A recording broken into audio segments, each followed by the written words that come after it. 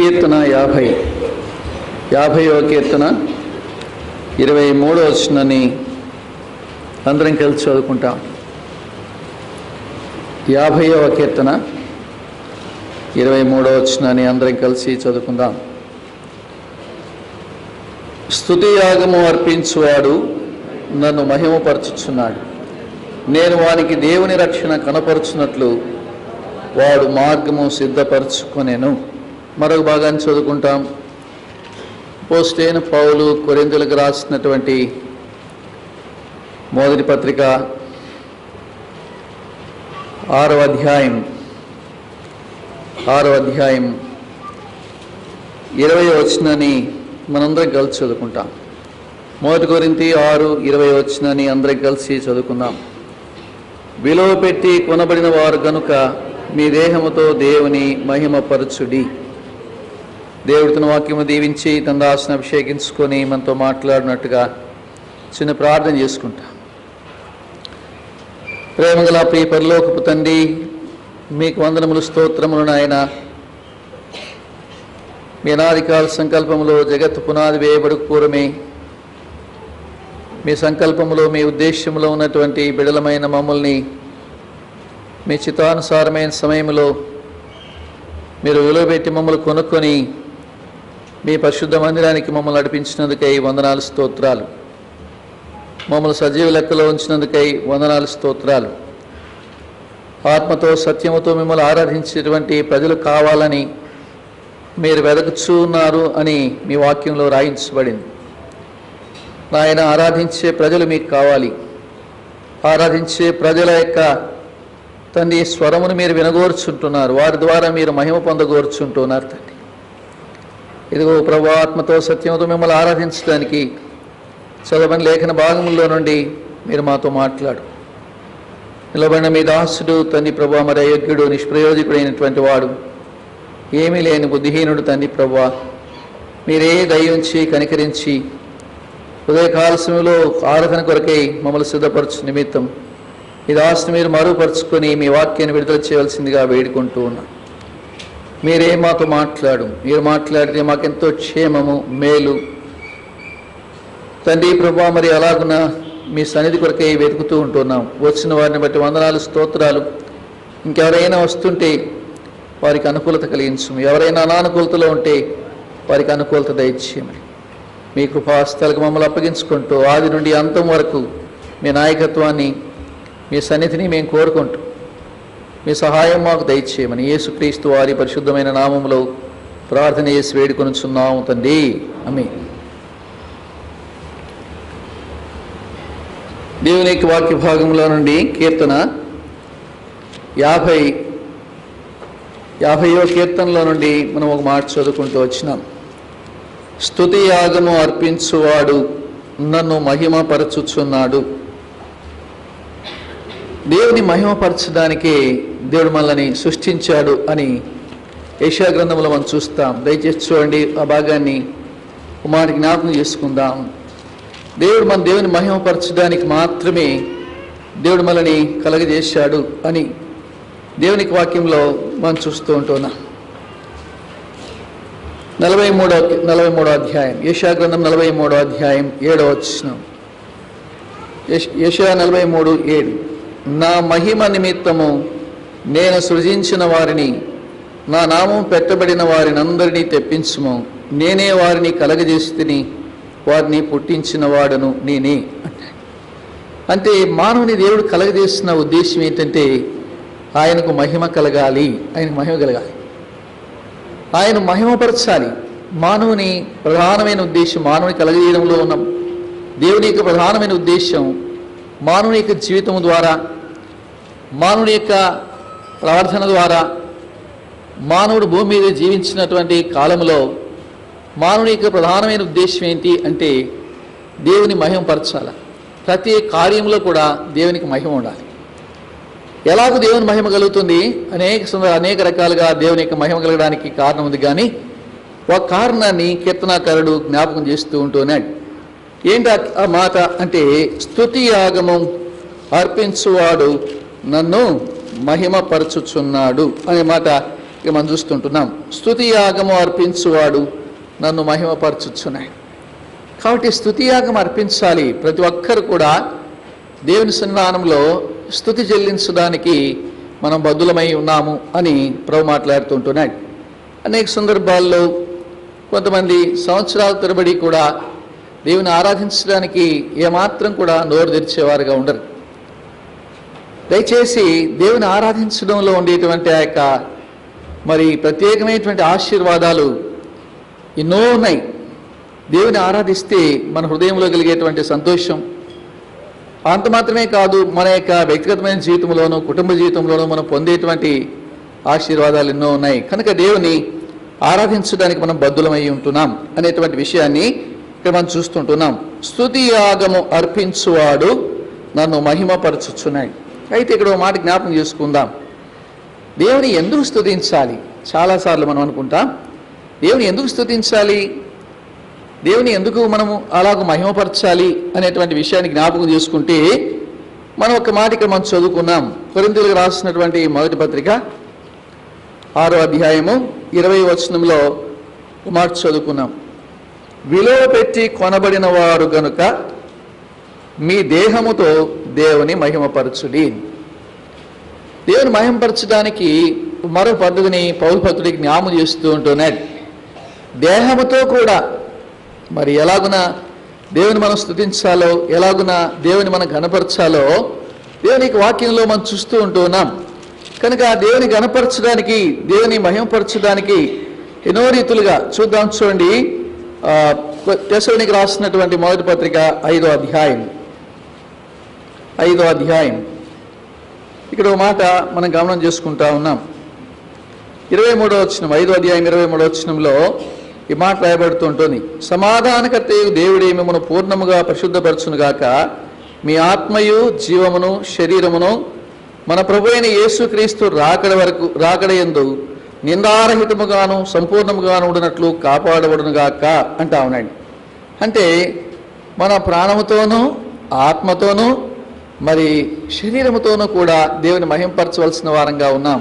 ఈ మూడింటిని కూడా పరిశుద్ధంగా కాపాడుకోవాల్సినటువంటి అవసరత కూడా ఉంది అని పౌలు భక్తుడు జ్ఞాపకం చేస్తూ ఉంటున్నాడు. కనుక ఇప్పుడు మన పౌలు భక్తుడు ఇక్కడ మాట జ్ఞాపకం చేస్తున్నాడు.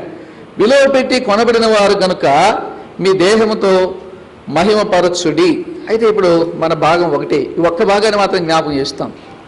విలువ పెట్టి కొనబడిన వారు అనండి. అయితే కొనబడక మునుపు మనం ఎవరము? కొనబడక మునుపు మనం ఏమై ఉన్నాం? కొన్ని మాటలు మనం జ్ఞాపకం చేసుకున్నాం. కొనబడక మునుపు మనం ఏమై ఉన్నామో కొన్ని మాటలు మనం జ్ఞాపకం చేసుకొని ప్రభువును ఆరాధించడానికి కొంత సమయాన్ని మనం తీసుకున్నాం. దయచేసి చదవండి. రోమీయులకు రాసిన పత్రిక 7వ అధ్యాయం 14వ వచనంలో పౌలు ఒక మాట అంటాడు. రోమీయులకు రాసిన పత్రిక 7వ అధ్యాయము 14వ వచనం. దయచేసి గట్టిగా చదవమ్మా. ధర్మశాస్త్రము ఆత్మ సంబంధమైనదని ఎరుగుదు, అయితే నేను పాపమునకు అమ్మబడి శరీర సంబంధినై ఉన్నాను. పౌలు జ్ఞాపకం చేసే విషయం ఏంటంటే, నేను పాపమునకు అమ్మబడిన వాడునగా ఉండగా ప్రభువైన యేసుక్రీస్తు వారు నన్ను ఆయన కొనుక్కున్నాడు. నేను దేనికి అమ్మబడి ఉంటిని అంటే పాపమునకు అమ్మబడి ఉంటిని. నా శరీరంలో మంచిదన్నది ఏది కూడా లేదు, ఏమాత్రము కూడా మంచిది నివసించదని నేను ఎరుగుదును అని పౌలు జ్ఞాపకం చేస్తూ ఆయన ఏమంటున్నాడంటే, నేను పాపమునకు అమ్మబడిన వాడను. పాపమునకు అమ్మబడి ప్రియమైన వారులారా, మనం అందరం కూడా పాపమునకు అమ్మబడినటువంటి వారంగా ఉండినప్పుడు మనందరినీ కూడా యేసుక్రీస్తు వారు కొనుక్కున్నారు అనేటువంటి మాటని ప్రకటన గ్రంథంలో కూడా మనం చూస్తూ ఉన్నాం. చూడండి, ప్రకటన గ్రంథం 5వ అధ్యాయంలో 9-10 వచనాలు కలిసి ఉన్నాయి. ఆ మాటలు అక్కడ కూడా మనం చూస్తూ ఉంటున్నాం. ఆ పెద్దలు, నీవు ఆ గ్రంథమును తీసుకుని దాని ముద్రను విప్పుటకు యోగ్యుడవు, నీవు వధింపబడిన వాడవై నీ రక్తమిచ్చి ప్రతి వంశములోను ఆయా భాషలు మాట్లాడు వారిలోను ప్రతి ప్రజలోను ప్రతి జనములోను దేవుని కొరకు మనుషులను కొన్నావు. ప్రభువా, నన్ను కూడా ఒక ప్రాంతం నుంచి కొనుక్కున్నావు, లేకపోతే ఒక వంశంలో నుంచి కొనుక్కున్నావు, ఒక జాతిలో నుంచి కొనుక్కున్నావు. ఆయన పాపానికి అమ్మబడినటువంటి మనం, పాపములో జీవిస్తుంటున్నటువంటి మనం, పాపాన్ని నిరంతరము తినుచు త్రాగుచూ ఉంటున్నటువంటి మన జీవితాన్ని ఆయన కొనుక్కున్నాడు అనేటువంటి మాట మనం చూస్తుంటున్నాం. చూడండి, మరో మాట మనం చదువుకుంటాం. తెస్సలోనికీయులకు రాసిన 2వ పత్రిక 2వ అధ్యాయం 3వ వచనంలో ఒక మాట ఉంది. తెస్సలోనికీయులకు రాసినటువంటి 2వ పత్రిక మరి 2వ అధ్యాయము 3వ వచనం. మొదట భ్రష్టత్వము సంభవించి నాశనపాత్రుడకు పాపపురుషుడు బయలుపడితేనే గాని ఆ దినము రాదు. ఇక్కడ మనం చూస్తూ ఉంటున్నాం.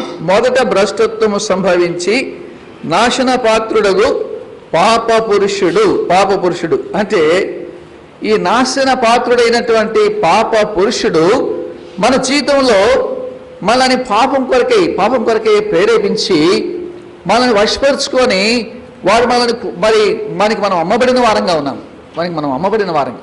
ఈ అమ్మబడినటువంటి వారి చేతిలో నుండి మనం ఏమయ్యామో జ్ఞాపకం చేస్తూ ఉంటున్నాం. చూడండి, రోమీయులకు రాసిన పత్రిక 6వ అధ్యాయం 17వ వచనంలో పౌలు ఏమంటా ఉన్నాడో ఓ మాట మనకి జ్ఞాపకం చేసుకుంటాం. రోమీయులకు రాసిన పత్రిక 6వ అధ్యాయము 17వ వచనం. త్వరగా మీరు పాపమునకు దాసులై ఉంటిరి గాని, చాలేమ్మా, మీరు పాపమునకు దాసులై ఉంటిరి, పాపమునకు అమ్మబడిన వారంగా ఉంటిమి. అంత మాత్రమే కాదు, 20 వచనం, మీరు పాపమునకు దాసులై ఉన్నప్పుడు నీతి విషయమై నిర్బంధము లేని వారై ఉంటిరి. అక్కడ మాట మనం జ్ఞాపకం చేస్తూ ఉంటున్నాం. అంత మాత్రమే కాదు, 19వ వచనంలో ఉంది, చివరి భాగంలో రాబడింది, మీ అవయవములను దాసులుగా ఎలాగూ అప్పగించుతిరో అంటున్నాడు. అంటే మన శరీరాన్ని, మన అవయవాలని పాపానికి దాసులంగా మనం అప్పగించిన వాళ్ళంగా ఉన్నాం. మనం అనేక రకములైనటువంటి పాపములకి మన శరీరంలోని అవయవాలని ఒకప్పుడు అప్పగించి వానికి బానిసలుగా, దాసులుగా మనం ఉన్నటువంటి మనలని యేసుక్రీస్తు వారు ఆయన పరిశుద్ధమైనటువంటి రక్తాన్ని ఇచ్చి మనందరినీ కూడా కొనుక్కున్నాడు అని పౌలు జ్ఞాపకం చేస్తూ ఉంటున్నాడు. ఎలా కొనుక్కున్నాడో మన జ్ఞాపకం చేయబడుతూ ఉంటున్నాం. చూడండి, పేతురు రాసిన మొదటి పత్రిక, పేతురు భక్తుడు ఆ మాట జ్ఞాపకం చేస్తూ ఉంటున్నాడు. పేతురు రాసిన మొదటి పత్రిక 1వ అధ్యాయం 19వ వచనం, అమూల్యమైన రక్తము చేత అనగా నిర్దోషమును నిష్కలంకమునగు గొర్రెపిల్ల వంటి క్రీస్తు రక్తము చేత విమోచింపబడుతురని మీరెరుగుదురు. ప్రియమైన వాళ్ళకి జ్ఞాపకం చేసుకోండి, అమూల్యమైన రక్తము చేత అనగా నిర్దోషమును నిష్కలంకమునకు గొర్రెపిల్ల వంటి క్రీస్తు రక్తము చేత విమోచింపబడితిరి. ఈ విమోచింపబడితిరి అనేటువంటి మాటకి మనం చూస్తాం, జ్ఞాపకం చేసుకుంటాం. ప్రేమైన జ్ఞాపకం, విడిపించబడితిరి అని కూడా మనం చెప్పొచ్చు. కానీ బైబిల్ గ్రంథంలో ప్రత్యేకంగా విమోచన అనేటువంటి మాటకి జ్ఞాపకం చేస్తూ వస్తే మరి మా రాయలసీమ ప్రాంతంలో గురించి మాట చెప్తే మనకు క్లియర్గా అర్థమవుతుంది. విమోచన అంటే మనల్ని ఎట్లా ఆయన విమోచించాడో జ్ఞాపకం చేసుకోవడానికి దీని ఆ రకంగా మనం గ్రహించుకుంటే విమోచన ఏంటో తెలుస్తుంది. మా ప్రాంతంలో పశువు ఇంటికి వచ్చిన తర్వాత ఆ పశువు ఏ కారణం చేతైనా తప్పించుకొని, లేకపోతే తలుగు తెప్పించుకొని, లేకపోతే ఇంట్లోంచి దాన్ని కట్టేసిన స్థలంలో నుంచి వెళ్ళిపోయి ఎవరి పొలంలో అయినా పడితే, రాత్రి వేళ కావచ్చు, ఏ టైంలో కావచ్చు, ఎవరి పొలంలో అయినా పడితే దాన్ని వెంటనే వాళ్ళు తీసుకొని వెళ్ళి ఓ చోట తోలుతారు. దాన్ని ఏమంటారంటే మా ప్రాంతంలో బందీల దొడ్డి అంటారు. అంటే ఆ దొడ్డిలో తోలుతారు. ఆ పశువు అక్కడ ఉన్నంతకాలము, దొడ్డిలో ఉన్నంతకాలము ఆ పశువు నీ సొంతదైనా కానీ నీ వెళ్ళి ఆ దొడ్డిలోంచి తోలుకొచ్చడానికి వీలు లేదు. నీవు దాన్ని తోలుకొని రావాలి అంటే ఎవరు పొలంలో పడిందో ఆ వ్యక్తిని వెళ్ళి కలవాలి. అతని పొలాన్ని ఎంత నష్టం చేసిందో తెలుసుకోవాలి. అతని పొలం నష్టం ఎంత చేయబడిందో అతను చెప్పిన తర్వాత గ్రామ పెద్దలు విచారించాలి. ఎంత డబ్బు కట్టమంటాడో అంత కట్టిన తర్వాత ఆ పశువుని విడిపించుకొని రావాలి. దాన్ని విమోచన అంటారు. అంటే మనం విమోచన అనేటువంటి ఆ మాట దేవుడు ఎందుకు ఈ మాట రాయించాడు? విడిపించబడ్డారు మీరని చెప్పలా, మీ పాపమును మీరు విడిపించబడ్డారనే మాట కంటే విమోచింపబడ్డారు అనే మాట ఎందుకైందంటే ఆయన యేసుక్రీస్తు వారి యొక్క రక్తము చేత మనం విమోచించబడ్డాం. చూడండి ఎంత విలువైనటువంటి వారంగా, ఎంత విలువ పెట్టి ఆయన కొనుక్కున్నాడో ఈ సంగతిని మనం అర్థం చేసుకోవాలి. ఒకప్పుడు మనం కూడా అలాగనే మన ఇష్టానుసారమైనటువంటి జీవితం ద్వారా మరి ఈ లోకం అంతా ఎవరిది? సైతాన్ది. వాడు ఈ లోకం అంతా నాకు అప్పగించబడి ఉన్నది అన్నాడు లూకాసు వార్తలో. అలాగన ఈ లోకములో పడి మన ఇష్టానుసారంగా వాళ్ళ పొలంలో పడి ఉంటుండగా ఆ బండిల దొడ్డిలో మనం తోలాడు. యేసుక్రీస్తు వారు దానికి కావాల్సిన క్రయమంతా చెల్లించి వారి దగ్గర నుంచి మనం కొనుక్కున్నాడు అని పౌలు భక్తుడు జ్ఞాపకం చేస్తూ ఉంటున్నాడు. పాపమునకు అమ్మబడినటువంటి మిమ్మల్ని నేను కొనుక్కున్నాను అనేటువంటి మాట జ్ఞాపకం చేస్తూ ఉంటున్నాడు. మరి రెండో విషయం జ్ఞాపకం చేసుకుందాం. చూడండి, మనం ఒకటి పాపానికి అమ్మబడ్డాము అని రావడం. రెండో రాజుల గ్రంథము 17వ అధ్యాయం. దేనికి అమ్మబడ్డామో, మనం కొనబడక ముందు మనం ఏం చేయబడ్డాం, మనం ఎలాగున్నామో జ్ఞాపకం చేసుకొని మనం ఆరాధనలోకి పోదాం. ఎందుకు దేవుని మహింపరచాలో 2వ రాజుల గ్రంథం 17వ అధ్యాయము 17వ వచనాన్ని మనం చదువుకున్నాం. 2వ రాజుల గ్రంథం 17వ అధ్యాయం 17వ వచనం. మరియు తమ కుమార్తెలను అగ్నిగుండము దాటించి స్వప్నమును చిల్లంగితనమును వాడుక చేసుకొని యెహోవా దృష్టికి చెడుతనము చేయుటకై తమ్ము తాము అమ్ముకొని ఆయనకు కోపము పుట్టించిరి. ప్రియమైన వారు జ్ఞాపకం చేసుకుందాం. ఇక్కడ దేనికి అమ్ముడు పోయామో జ్ఞాపకం చేయబడుతూ ఉంటుంది. మరియు తమ కుమార్తెలను అగ్నిగుండమును దాటించి శకునమును చిల్లంగితనమును వాడుక చేసుకొని యెహోవా దృష్టికి చెడుతనము చేయుటకై తమను తాము అమ్ముకున్నారు. చెడుతనము చేయుటకు మొదట పాపమునకు అమ్ముకున్నాం అని భక్తుడు జ్ఞాపకం చేస్తుంటున్నాడు. ఇక్కడ దేనికి అమ్ముకున్నామంటే చెడుతనం చేయడానికి మనం అమ్ముకున్నటువంటి పరిస్థితిలో ఉన్నప్పుడు దేవుడు మనల్ని ఆయన విమోచించాడు, ఆయన మనల్ని కొనుక్కున్నాడు అని జ్ఞాపకం చేయబడతా ఉంటా ఉంది. సో ఎలా కొనుక్కున్నాడో మన చెడుతనం ఎంత గొప్పదో దేవునికి వాక్యంలో మనం చూస్తూ ఉన్నాం. ఆదికాండం 6వ అధ్యాయంలో 5వ వచనంలో మానవుని యొక్క చెడుతనం గురించి ఆ మాట అక్కడ మనం చూస్తూ ఉంటున్నాం. దయచేసి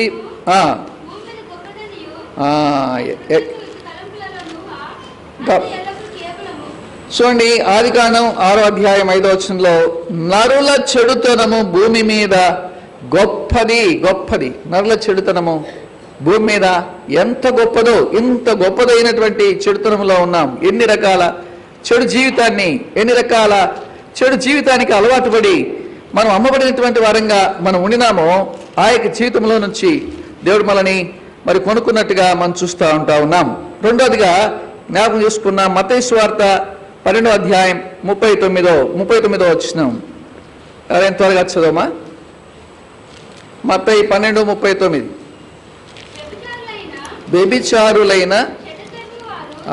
వ్యభిచారులైన చెడ్డతరము వారు ఎవరికి ప్రభు మరి ఇలాగ మాట్లాడుతుంటున్నాడు. ఆ దినములో ఉన్నటువంటి ప్రజల గురించి వారు సూచిక క్రియను చూపించమన్నప్పుడు శాస్త్రుల్లోను పరిశీలలోను కొందరు ఒక సూచిక క్రియను చూపించమని అడిగినప్పుడు వ్యభిచారులైన చెడ్డతరము వారు ఒక సూచిక క్రియ అడుగుతున్నారు అంటా ఉన్నాడు. అంటే ఎలాంటి వారమో, మానవిక జీవితం ఎంతగా చెడిపోయిందో మనకి జ్ఞాపకం చేయబడుతూ ఉంటున్నాం. ఎలాగ చెడిపోయింది మనం చూస్తుంటున్నాం. చూడండి, మార్క్స్ వార్త 7వ అధ్యాయం 23వ వచనంలో ఎలా చెడిపోయిందో మనం చాలా క్లియర్గా అక్కడ మనం చూస్తాం. ఈ చెడ్డవన్నీ ఏంటి? చెడ్డవే ఎన్ని చెడ్డవి ఉన్నాయో చూద్దాం. చదువుమా. లోపలి నుండి బయలు వెళ్ళి మనుషుని అపవిత్రపరచు అని చెప్పింది. ఈ చెడ్డవన్నీ పైన 13 లిస్ట్ ఇచ్చాడు. ఈ చెడ్డవన్నీ కూడా మన జీవితంలో ఉండి మనం చెడిపోయినటువంటి వారంగా ఉన్నాం. చెడుతనానికి మనం అమ్ముడుపోయినటువంటి వారంగా ఉన్నాం. అలాంటి పరిస్థితుల్లో ప్రభు మనల్ని బాగు చేశాడు అనేటువంటి మాట అక్కడ మనం చూస్తుంటున్నాం. చూడండి, మార్క్స్ వార్త 7వ అధ్యాయం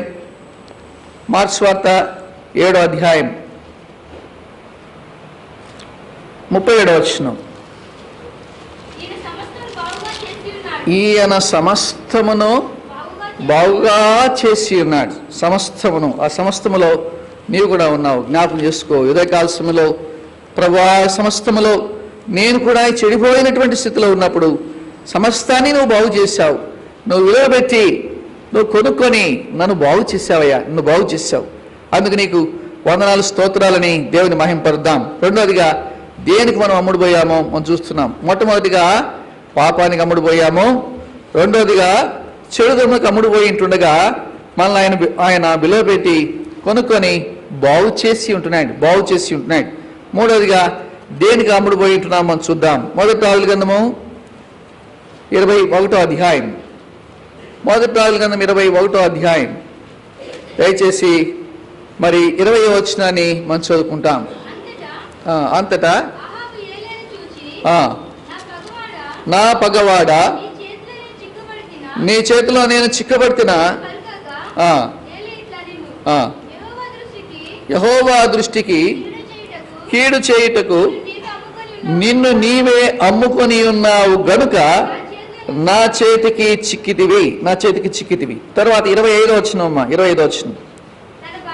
తన భార్య అయిన యెజెబెలు ప్రేరేపణ చేత యెహోవా దృష్టికి కీడు చేయ తన్ను తాను అమ్ముకొనిన అహాబు వంటి వాడెవడనూ లేడు.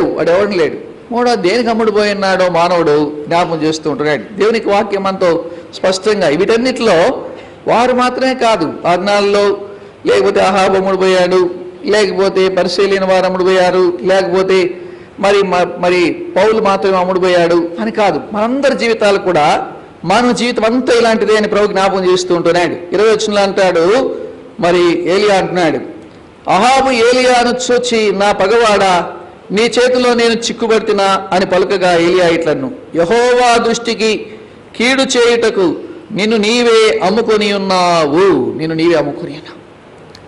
కీడు చేయడానికి అమ్ముకున్నాం. ఎంతగా అమ్ముకున్నామో, ఎంతగా అమ్మబడి ఉన్నామో మరి జ్ఞాపకం చేసుకుందాం. చూడండి, ఇర్మియా గ్రంథంలో ఓ మాట రాయబడింది. ఎంతగా అమ్ముకున్నామో మరి ఇర్మియా గ్రంథం 13వ అధ్యాయంలో మరి 23వ వచనాన్ని ఎవరైనా చదవమ్మా. కూషు దేశస్థుడు తన చర్మమును మార్చుకొనగలడా, చిరుతపులి తన మచ్చలను మార్చుకొనగలిగిన ఎడల కీడు చేయుటకు అలవాటు పడిన మీరును మేలు చేయవల్లపడను. కీడు చేయుటకు అలవాటు పడినంతగా అమ్ముకున్నాం. మన మనసు ఎంతగా కీడు చేయడానికి అలవాటు పడిందో, కీడు చేయడానికి ఎంతగా మనం అమ్ముడుపోయి ఉన్నామో భక్తుడు ఇక్కడ జ్ఞాపకం చేస్తున్నాడు. ఇది మానవ జీవితం, గుర్తుపెట్టుకోండి. ఇది మనం కూడా ఒకప్పుడు అలాంటి వారంగానే ఉండినాం. కీడు చేయడానికి మరి మనల్ని మనం అమ్ముకొని మరి అలాగున కీడు చేసేటువంటి వారంగా ఉన్నాం, అనేకులకు నష్టం కలిగించేటువంటి వారంగా ఉన్నాం. మరి అలాగుననే అహాబు కూడా భయంకరంగా తను తాను అమ్ముకున్నాడు. ఎలాగమ్ముకున్నాడు? నిజమైనటువంటి దేవుని విడిచిపెట్టి విగ్రహారాన్ని కూడా అయిపోయి విగ్రహాలకు అమ్ముడుపోయినటువంటి వాడుగా ఉండి ఆ దేశాన్ని, ఆ దేశ ప్రజలందరినీ కూడా కీడుకు అప్పగించాడు. వారికి భయంకరమైనటువంటి శ్రమలు రావడానికి కారణమయ్యాడు. అంత మాత్రమే కాదు, దేశంలో క్షామం రావడానికి కారణమయ్యాడు. దేశంలో వర్షం కురవకుండా ఉండడానికి కారణమయ్యాడు. అంటే తను ఎంతగా కీడుకు అలవాటు పడి తన దేశానికి ఎంత నష్టం తీసుకొచ్చాడో ఈ సంగతిని ఏలియా అహాబుతో అక్కడ జ్ఞాపకం చేసినట్టుగా మనం చూస్తూ ఉంటున్నాం. కాబట్టి మూడోదిగా మనం కీడు చేయడానికి మనమే అమ్ముకున్నటువంటి వారంగా మనం ఉన్నప్పుడు దేవుడు మనల్ని కొనుక్కున్నాడు. ఆయన విలువ పెట్టి తన రక్తం ఇచ్చి ఆయన మనల్ని కొనుక్కున్నట్టుగా మనం చూస్తూ ఉంటున్నాం. నాలుగోదిగా దేనికి అమ్ముడుపోయామో మనం జ్ఞాపకం చేసుకుందాం. యెషయా గ్రంథం 50వ అధ్యాయం 1వ వచనాన్ని దయచేసి ఎవరైనా చదవండి. యెషయా గ్రంథం 50వ అధ్యాయము 1వ వచనం. యెహోవా ఇలాగ సెలవిచ్చుచున్నాడు, నేను మీ తల్లిని విడనాడిన పరిత్యాగ పత్రిక ఎక్కడనున్నది? నా అప్పుల వారిలో ఎవనికి మిమ్మును అమ్మివేసి తిని మీ దోషములను బట్టి మీరు అమ్మబడితిరి, మీ అతిక్రమములను బట్టి మీ తల్లి పరిత్యాగము చేయబడెను. ఇక మనం చూస్తున్నాం దేనికి అమ్ముడుపోయామో. నాలుగోదిగా మరి దేవుడు తన వాక్యంలో మనకు బయలుపరుస్తూ ఉంటున్నాడు. నా అప్పుల వారిలో ఎవనికి మిమ్మును అమ్మివేసి తిని మీ దోషములను బట్టి మీరు అమ్మబడితిరి. నేనేమో అమ్మలేదు మిమ్మల్ని, మీ అప్పుల వారిలో మీకున్నటువంటి అప్పులు మనం చూస్తూ ఉంటున్నాం. ఏంటి మన అప్పులు మనం చూస్తూ ఉంటున్నాం. చూడండి, దేవునికి వాక్యం మనం చూస్తుంటున్నాం. మనం అనుకుంటాం మనకేం అప్పులు లేవు కదా. కొంతమంది అనుకుంటారు నేనేం అప్పు చేయను బెదరని. మన అప్పులు చేయకపోవచ్చునేమో కానీ, లోక సంబంధంగా మనం అప్పులు చేయకపోవచ్చునేమో కానీ, మన మీద ఎంత రుణం ఉందో పౌలు భక్తుడు జ్ఞాపకం చేస్తుంటున్నాడు. కొలస్సీయులకు రాసిన పత్రిక 2వ అధ్యాయం 13, 14, 15 వచనాలు కలిసే ఉన్నాయి, చదువుకుందామా. మరియు అపరాధముల వలనను శరీరమందు సున్నతి పొందక ఉండుట వలనను మీరు మృతులై ఉండగా దేవుడు వ్రాతరూపకమైన ఆజ్ఞల వలన మన మీద రుణముగాను మనకు విరోధముగాను ఉండిన పత్రం. గుర్తుపెట్టుకోండి, మన మీద విరోధంగా ఒక పత్రం ఉంది. మన రుణపత్రం ఒకటి ఉంది. ఎంత రుణం మన మీద ఉందో, ఎన్ని రకాలుగా మనము అమ్ముడుపోయి ఉన్నామో, మన దోషాలకు ఎంతగా అమ్ముడుపోయి ఉంటున్నామో వాటంతా కూడా లిస్టు మరి ఆ పత్రికలో రాయబడి ఉంది, ఆ యొక్క పత్రం మీద రాయబడి ఉంది. అయితే ప్రభు ఏం చేసినట, మేకులతో సిలువకు కొట్టి దాని మీద చేవరాతను తుడిచివేసి మనకు అడ్డం లేకుండా దాన్ని ఎత్తివేసి మన అపరాధములన్నింటినీ క్షమించి ఆయనతో కూడా మిమ్మను జీవింపజేసాను. ప్రేమను జ్ఞాపకం చేసుకుందాం. మన ప్రభు మన కొరకై మరి ఏం చేశాడో ఈ సంగతిని గుర్తు చేసుకొని ప్రభువును మనం ఆరాధించవలసిన వారంగా ఉంటా ఉన్నాం. 4వదిగా మన దోషముల కొరకు, మన అపరాధముల కొరకై మనం అమ్మబడినటువంటి వారంగా ఉన్నాము అనేటువంటి మాట మరి భక్తుడు జ్ఞాపకం చేస్తూ ఉంటున్నాడు. మన దోషాలకి వారి పాపాలకి అమ్ముడుపోయి ఉన్నాం. అందుకనే మనకు మాట జ్ఞాపకం చేసినట్టుగా ఆ దినాల్లో మనం చూస్తుంటున్నాం. యెషయా భక్తుడు 1వ అధ్యాయంలో మరి ప్రజల గురించి ఒక మాట మాట్లాడుతుంటున్నాడు. చూడండి, దేవుడు ఎలాగ మనల్ని పిలుస్తూ ఉంటా ఉన్నాడో. 1వ అధ్యాయం 4వ వచనం, యెషయా గ్రంథం 1వ అధ్యాయం 4వ వచనం. పాపిష్టి జనమా, దోషభరితమైన ప్రజలారా, దుష్ట సంతానమా, చెరుపు చేయు పిల్లలారా. ఎలాంటి సంబోధన మరి మానవునికి ఇవ్వబడిందో జ్ఞాపకం చేసుకుందాం. ఇదంతా మానవుని దేవుడు తన దృష్టిలో మానవుడు ఎలాగున్నాడో జ్ఞాపకం చేయబడతా ఉంటా ఉంది. గత రాత్రి కూడా మనం జ్ఞాపకం చేసుకున్నాం. దేవుడు ఎవరిని ఎన్నుకున్నాడు, ఎవరిని కోరుకున్నాడు మనం చూస్తున్నాం. మంచి వాళ్ళని కోరుకోలేదు అని గత రాత్రి కూడా జ్ఞాపకం చేసుకున్నాం. ఎలాంటి వాళ్ళని కోరుకున్నాడంట, పౌలు జ్ఞాపకం చేశాడు. కొరింథీయులకు రాసినటువంటి మొదటి పత్రిక 1వ అధ్యాయం దయచేసి 27, 28, 29లో మనం జ్ఞాపకం చేసుకుంటూ వచ్చినాం. ఏ శరీరియు దేవుని ఎదుట అతిశయింపకుండునట్లు జ్ఞానులను సిగ్గుపరచుటకు లోకములో నుండి వెర్రి వారిని దేవుడు ఏర్పరచుకున్నాడు. దేవుడు ఏర్పరచుకున్న నీవు నేను ఎలాంటి వారం అంటే వెరివారమైనటువంటి నిన్ను నన్ను ఏర్పరచుకునేటప్పుడు మన పరిస్థితి చూస్తే ఎన్నింటికి మనం అమ్ముడుపోయి ఉన్నామో ప్రభు జ్ఞాపకం చేస్తున్నాడు. ఇవన్నీ చూస్తున్నప్పుడు ప్రభు తన హృదయంలో ఆయన ఎంతగా బాధపడే ఒక మానవుని విషయమై ఆయా భాషలు మాట్లాడే వారిలో నుంచి, ఆ యొక్క జాతుల్లో నుంచి, ఆ యొక్క ప్రాంతాల్లో నుంచి, దేశాల్లో నుంచి రకరకాలైనటువంటి విధానాల్లో మరి ప్రభు మనల్ని రక్షించుకున్నాడు.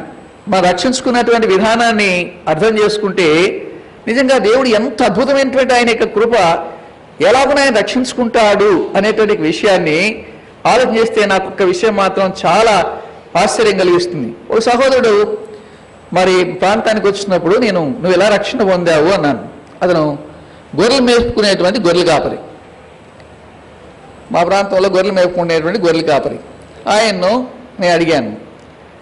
పోతుంటే ఆయన చెప్పాడు, ఆయన సాక్ష్యం చెప్పాడంటే ప్రభు ఎలా రక్షించుకుంటాడు, ఒక్కొక్కరికి ఎలాంటి తలంపు కలిగి ఉంటాడు, ఒక్క మాట జ్ఞాపకం చేసి నేను ముగించిపోతూ ఉంటాను. బ్రదర్, నేను గొర్రెలు మేపుకుంటూ ఓ ప్రాంతంలో పొలంలో అడవిలో ఉన్నాను. మీ వాళ్ళ వ్యాను ఒకటి సువార్త చెప్పుకుంటూ పాటలు పాడుకుంటూ పోతా ఉంది. నేను అక్కడ ఉన్నాను. ఉంటే అయ్యా అయ్యా అయ్యా అని కేకలేసారు. నన్ను కేకలేస్తే నేను అక్కడికి పోతే అయ్యా యేసుప్రభువుని నమ్ముకో అన్నాడు. నాకెందుకయ్యా ఈ గొర్రెలను రాత్రంతా పగలంతా ఈ గొర్రెలను మేపాలి, రాత్రి ఏమో అడిపి కాపలా గాయాలి. నేను ఎప్పుడు ఈ బైబిల్ నాకెందుకు ఈ అవసరము, నేనేం నమ్ముకుంటా నాకు జాలిపో అన్నాను. అప్పుడు వాళ్ళు బలవంతంగా నన్ను ఏం చేశారంటే మరి పుస్తకం తీసుకో, నీకు మేలు కలుగుతుందని చెప్పినారు అన్నాడు.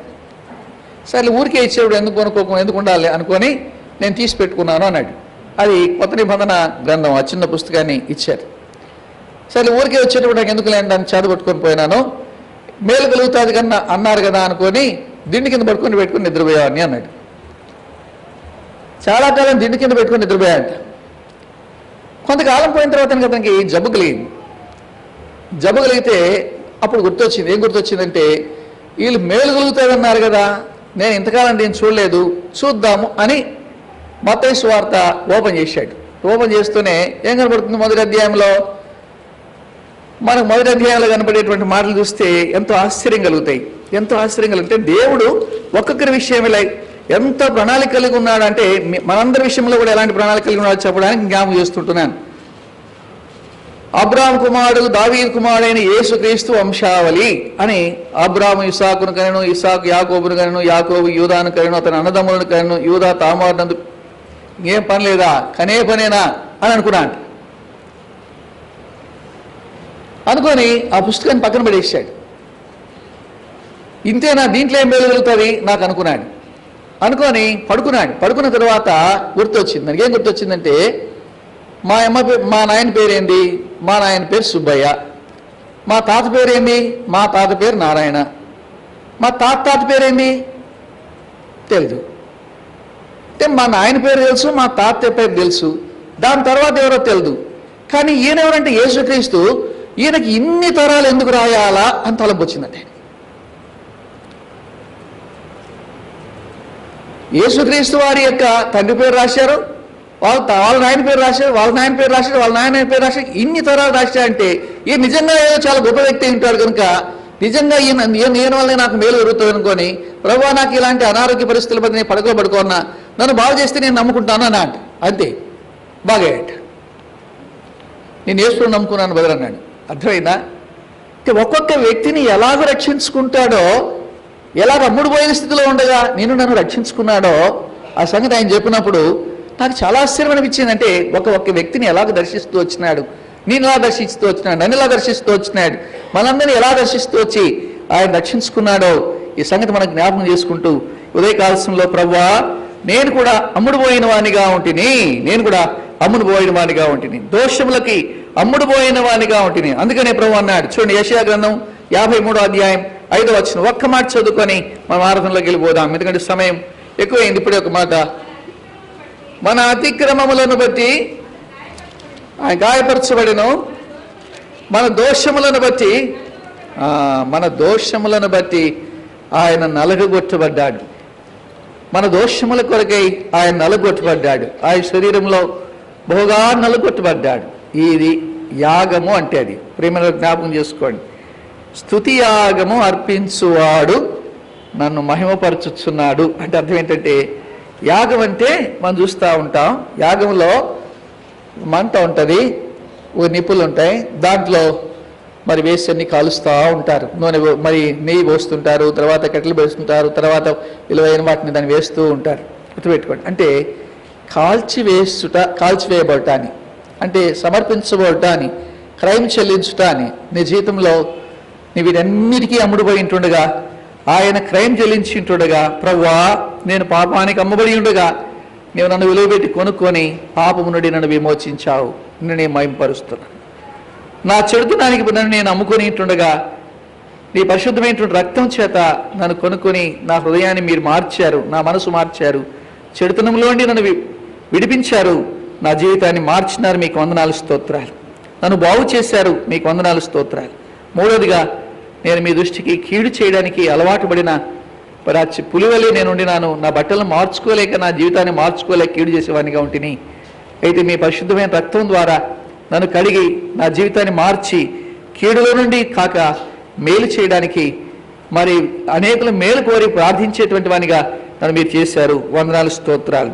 అలాగునని నా రుణపత్రం ఆ కల్వరి శిలువ మీద మీరు మీ రక్తం చేత తుడిచివేశారు, మీకు వందనాలు స్తోత్రాలు. ఇలాగున మనం కొనబడక ముందు ఎలాగ అమ్ముడుబడిన వాడంగా ఉన్నామో జ్ఞాపకం చేసుకొని ప్రభుకు స్తుతియాగం అర్పించడానికి దేవుడు మనకు సహాయం చేయను గాక.